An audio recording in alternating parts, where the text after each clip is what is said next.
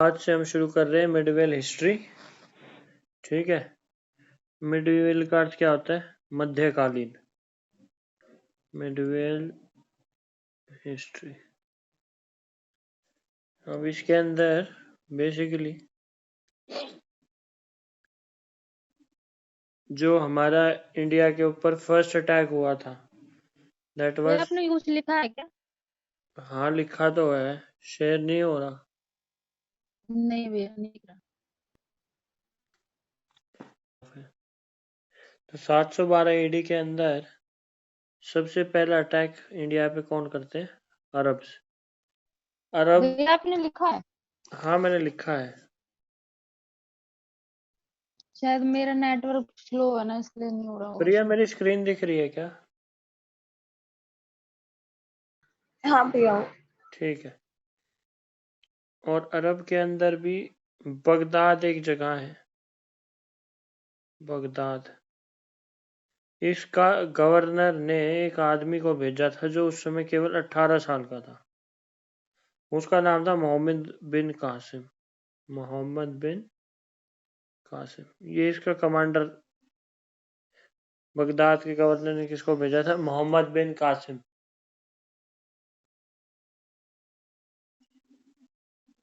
ठीक है। अच्छा, ये किस खलीफेट से था? खलीफेट का अर्थ है जब इस्लाम की स्थापना हुई। तो अरब से। क्या क्या प्रेरणा? अरब थे ना ये, अरबी। हाँ, ये अरबी थे। Umayyad caliphate. Umayyad caliphate. Hindi में इनको खलीफे बोलते हैं, इंग्लिश में कैलिफेट। ठीक।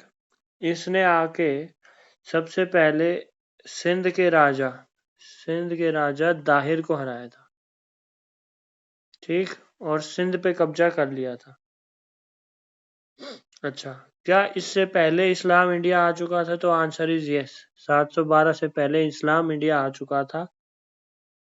उस समय 7th एडी केरला के अंदर एक मॉस्क का निर्माण, क्योंकि जो साउथ इंडिया था, अगर मैं बात करूं तो अरब से पानी के रास्ते ये लोग केरला तक पहुंच चुके थे। तो पहली मॉस्क 7th एडी में सेटअप हो चुकी थी। उसका नाम था नाम चेरमन चेरमन अंजुम। ये एक मॉस्क थी जो 7वीं एडी केरला के अंदर स्थापित की गई थी। ठीक है। तो ये 712 एडी का किस्सा हमने आपको बता दिया कि इंडिया में पहला अटैक कब हुआ था और पहली मस्जिद इंडिया में कब बनी थी और कहाँ बनी थी। ठीक है, आगे चलते हैं।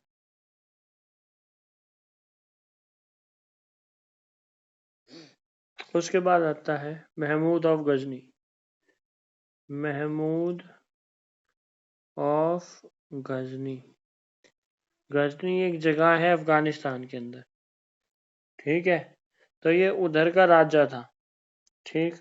इसने 1001 एडी के अंदर 1001 एडी के अंदर जो हिंदू शाही रूलर था, हिंदू शाही रूलर जयपाल, इसको हराया था। ठीक है। और ये कहाँ का था? पंजाब और काबुल। इतना बड़ा एरिया था इसका। इंडिया के ऊपर 17 टाइम्स इसने हमला किया। हमला भी नहीं, रेड्स बोल सकते हैं। 17 रेड्स की। और उसमें जो सबसे फेमस है, सबसे ज्यादा इसकी विध्वंसकारी जो रेड थी, that was on temples of Somnath. Somnath ji के मंदिर पे इसने हमला किया था 1026 में। ठीक। इसको खूब लूटा गया। अल ब्रूनी इसका कोर्ट पॉइंट था। अल ब्रूनी इसका एल है, ये कोर्ट पोएट था। इसने एक किताब लिखी थी, किताब उल हिंद। किताब उल हिंद। ठीक है।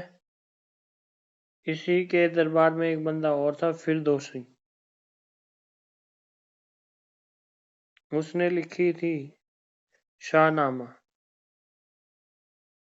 बुक्स पे केवल खासा ध्यान रखो, ये आ सकती है भाई, ठीक है। इसकी मृत्यु के बाद एक नया बंदा आ जाता है जिसका नाम था मोहम्मद गौरी।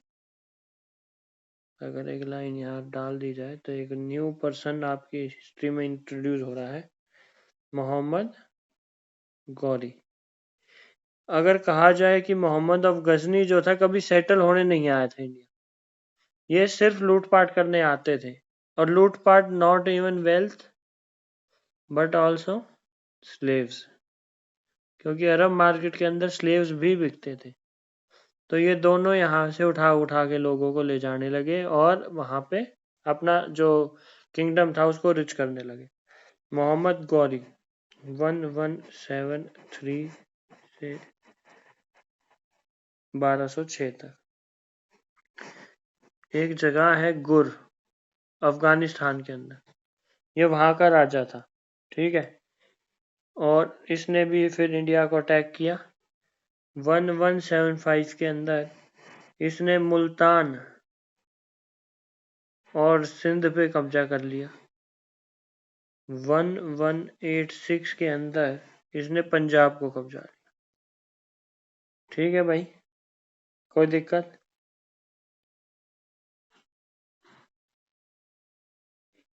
इसके बाद आता है 1191, बहुत फेमस ईयर है। कोई बता सकता है इसमें कौन सा बैटल हुआ था? 1191 में प्रेरणा, बैटल ऑफ थारेन। और ये भी फर्स्ट बैटल ऑफ तारेन था। किसके बीच में? गौरी एंड पृथ्वीराज चौहान, जिसके अंदर पृथ्वीराज चौहान जो है जीत जाता है और इसको भगा देता है। नेक्स्ट ईयर फिर से बैटल ऑफ टेरेन सेकंड होता है, टेराइन बोल लो, टेरेन बोल लो, और इसके अंदर गौरी विजेता होता है। ठीक, पृथ्वीराज चौहान को हार देखनी पड़ती है। पृथ्वीराज चौहान जो है कॉम्प्लेसेंट हो जाता है कि यार जीत तो गए थे इससे, ठीक और वो इसी बहम में रह जाता है और इस कारण वो ओवर कॉन्फिडेंस के कारण ये युद्ध हार जाता है। ठीक है, इसके बाद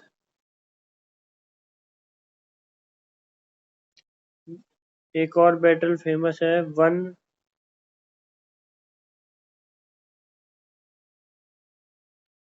अरे यार ये क्या है, 94 की। ठीक है, ये है battle of चांदवा।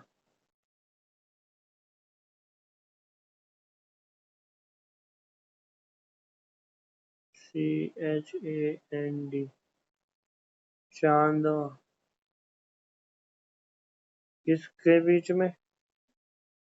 Jaichand, Jaichand of Kannauj और गौरी के बीच में। इसमें भी मोहम्मद गौरी जो है विजेता साबित होता है। ठीक है, 1203 के अंदर गौरी का एक आर्मी जनरल या आर्मी कमांडर कह सकते हैं जिसका नाम था बख्तियार खिलजी, बख्तियार खिलजी। ये बंगाल और बिहार पर अटैक कर देता है। और इसी दौरान आपने पहले पढ़ा है कि नालंदा और जो ऑन यूनिवर्सिटीज थी, बुद्ध के विहार थे, बुद्ध के और जैनिज्म के जो विहार थे जिसमें ये लोग रहते थे उसको डिस्ट्रॉय ये कर देता है। ठीक, यहाँ पे ऑलमोस्ट बुद्धिज्म और जैनिज्म पे बहुत बड़ा अटैक था और इंडिया के अंदर से ऑलमोस्ट ये रिलीजन खत्म हो जाते हैं। ठीक है, और उससे पहले गौरी इधर से जाए, गौरी अपना एक गवर्नर यहाँ छोड़ देता है, गवर्नर जो कि गौरी का स्लेव भी था। उसका नाम क्या था? कुतुबुद्दीन ऐबक, कुतुबुद्दीन ऐबक।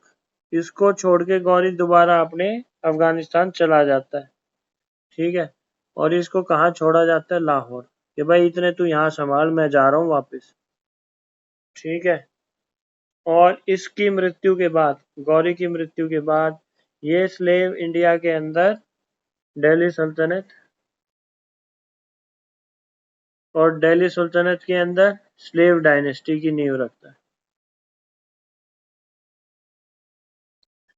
यहां तक कोई प्रॉब्लम?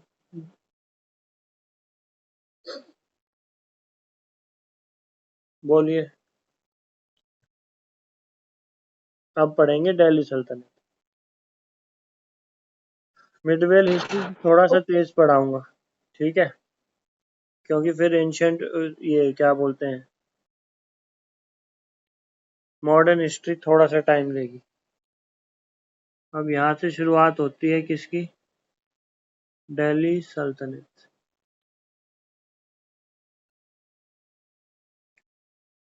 अब दिल्ली सल्तनत के अंदर बेसिकली 5 जो थे अलग अलग टाइम पे डायनेस्टीज आती हैं दिल्ली को रूल